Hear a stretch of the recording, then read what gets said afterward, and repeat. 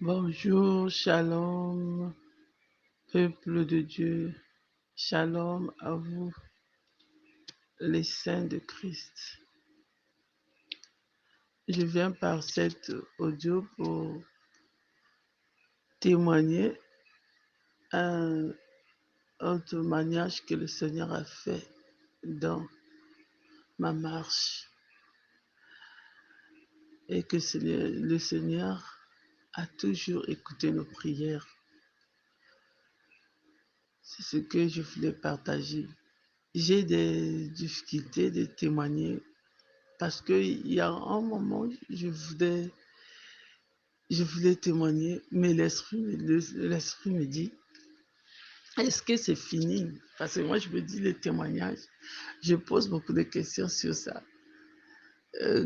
Qu'est-ce qu'un témoignage et qu'est-ce que rendre grâce? Donc, il y en a deux. Maintenant, pour le témoignage, j'en ai tellement beaucoup, presque depuis que j'ai écrit. C'est une marche de témoignage sur témoignage, de témoignage sur témoignage depuis 2016 jusqu'à aujourd'hui que je voulais partager maintenant aujourd'hui avec mes frères et sœurs. Le Seigneur a permis aujourd'hui que je partage ce témoignage avec vous sur le dépouillement, car le Seigneur m'avait visité sur ça.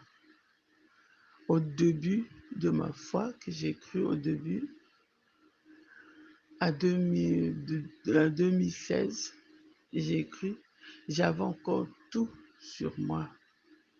Mais comme j'écoutais la parole tout le temps, j'écoutais la parole sur Bambaïba tous les jours. Dans ce que j'écoutais, Frère Junior parle aussi sur le dépouillement, tous les jours, tous les jours. Après, j'ai dit, le Seigneur, montre-moi aussi. Je peux croire ce que le frère dit. Je crois ce que le frère dit. Mais mon cœur disait, je ne suis pas sûr que le Seigneur me montre aussi, moi-même que je vois. Maintenant, après ça, après ces pensées-là en moi, par la grâce de Dieu, le Seigneur écoute nos prières, mes frères et sœurs.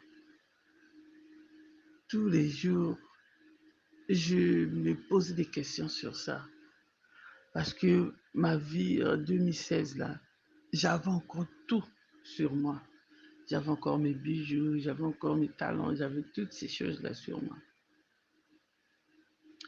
Maintenant, j'ai pris, j'avais tellement de questions. Maintenant, mais malgré tout ça, j'avais pas de Bible. La Bible que j'avais, c'était la Bible de mon mari. Après un moment, j'ai dit, je dois avoir une Bible. Le Seigneur me met à cœur d'acheter une Bible. Cet esprit me dit, achète une Bible, va chercher la Bible, ma propre Bible à moi et tout. J'ai dit, ah, ok. Je suis allé au marché chercher la Bible, mais le jour-là, pour trouver la Bible, en tout cas, j'ai tourné la ville. Les bibliothèques fermées, passer ceci, il n'y en a pas, je passe à gauche, il n'y en a pas. Vers la fin, le Seigneur a permis, dans le taxi où j'étais, j'ai posé la question au chauffeur, ah, je cherche une Bible. J'étais en ville, je ne l'ai pas trouvée. Et le taxi m'a dit, oh, je connais là où tu peux trouver une Bible, on vend ça quelque part. J'ai dit, ok, on y va et on est parti. Dès que je suis parti, je suis allé dans la bibliothèque et le chauffeur m'a déposé. J'ai demandé la Bible et la personne qui était là me demande pourquoi tu veux la Bible. J'ai dit, oh, tu es pasteur parce que je cherchais une Bible vraiment grand en français courant. Le monsieur qui était dans, dans, dans, dans cette boutique m'a dit, la Bible que je vais te donner est plus mieux. Et en plus, il me pose 2 fois la question, tu veux être pasteur? Je dis non, je vais acheter une Bible, c'est tout. Il m'a encore répété, tu veux être pasteur? J'ai dit non, c'est la Bible que je veux, c'est la Bible à moi-même. Et le monsieur m'a montré cette Bible-là. Et j'ai vu et ça m'a plu, j'ai pris. La Bible coûtait tellement cher parce que c'était gros. C'était tellement gros. Et jusqu'à présent, j'en ai. J'ai pris la Bible. Après, je suis rentré à la maison. Il y avait toujours cette question de dépouillement en moi. J'ai dit, Seigneur, je dois laisser ça. Mais comment je vais m'habiller? Comment je serai belle? Comment je vais attirer mon mari?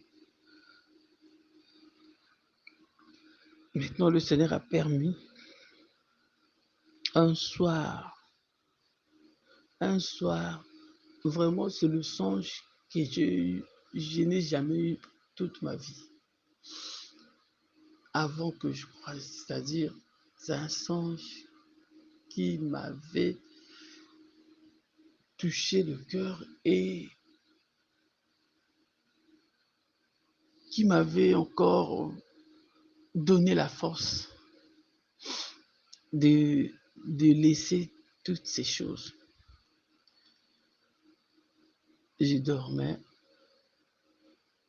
dans le songe, j'étais en train de voir une main est sortie de nulle part, mais la main a été vraiment grande.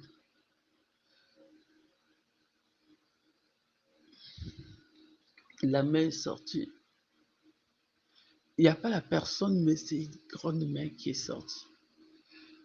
Et moi aussi, j'étais présent. Mais ma présence dans ce lieu, ce que moi j'ai vu, c'était vide. Le nuage, c'est comme si les nuages, le ciel, c'était comme ça dans le vide comme nuage, ciel, donc tout était bleu, nuage et tout. La mer sortait à travers les nuages et tout ça. Donc.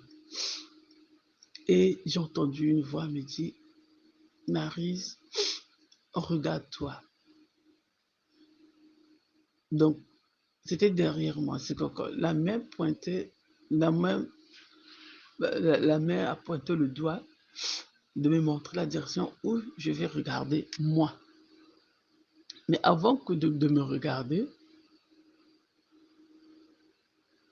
avant que la main pointe le doigt de me regarder, premièrement, le doigt me montre un sablier. Un sablier, c'est un sablier, un truc comme le temps, quoi. Un truc qui montre le temps, c'est-à-dire des sabliers, mais ça tombe petit, petit, petit. Donc, le doigt se pointe vers un sablier. J'ai vu le sablier. Le sablier était en position couchée. Maintenant, c'était en position couchée. Hein, en position d'abord couchée. On n'avait pas encore mis ça en position où ça peut couler. Voilà. Maintenant, dès qu'il m'a montré ça, c'est au moment où la main prend aussi le sablier. Donc, j'ai vu la position du sablier par terre, couché, et en montrant, on tient le sablier pour le mettre debout pour que ça puisse marquer le temps. Et après avoir vu ça, j'ai vu, après, on me montre, Maryse, regarde-toi. Et je me suis tournée, j'ai vu moi encore. Moi. Donc moi-même, j'ai vu encore moi.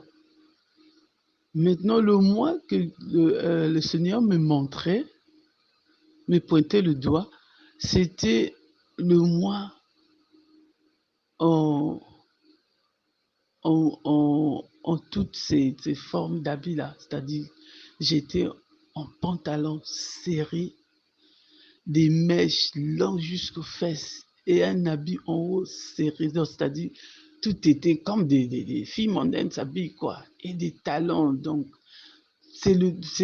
on m'a montré carrément le dos, c'est-à-dire moi, je me regardais au moins, mais au derrière, donc les fesses serrées, tous ces habits-là sur moi. Et maintenant, moi, quand j'ai vu moi en habillant comme ça, j'ai dit non, Seigneur, c'est pas moi. Ce n'est pas moi. Je ne peux pas m'habiller comme ça, ce n'est pas moi. Le Seigneur dit, c'est toi. Regarde bien, c'est toi. Et j'ai vu et j'étais triste. Aussitôt dans le songe, j'ai compris le dépouillement. Et l'Esprit me dit, le Seigneur me dit, ça devant moi, tu es nu. Donc la voix est sortie de comme ça devant moi, tu es totalement nu. Et j'ai eu peur. J'ai eu peur. C'est-à-dire, quand j'ai vu ça, mon cœur était au moment où j'étais triste. J'étais,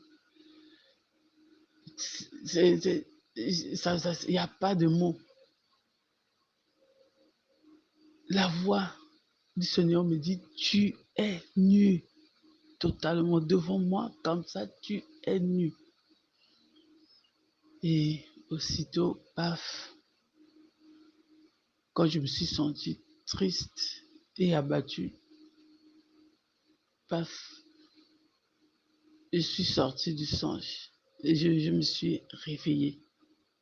Dès que je me suis réveillé, le même jour, très tôt le matin, là, comme tellement j'avais eu peur, et j'ai compris, j'ai dit, ouais, le dépouillement, c'est la vérité.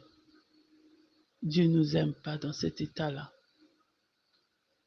J'étais têtu parce que j'écoutais ce que le frère Junior postait sur le dépouillement, sur l'habillement des femmes, sur tout ce qui est dans le monde.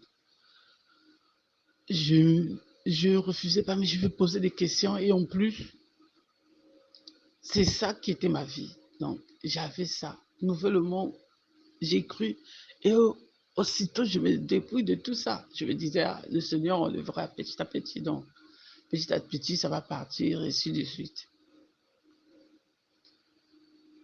Quand je me suis réveillé, j'ai pris presque toute ma valise, toutes les pantalons, j'ai brûlé.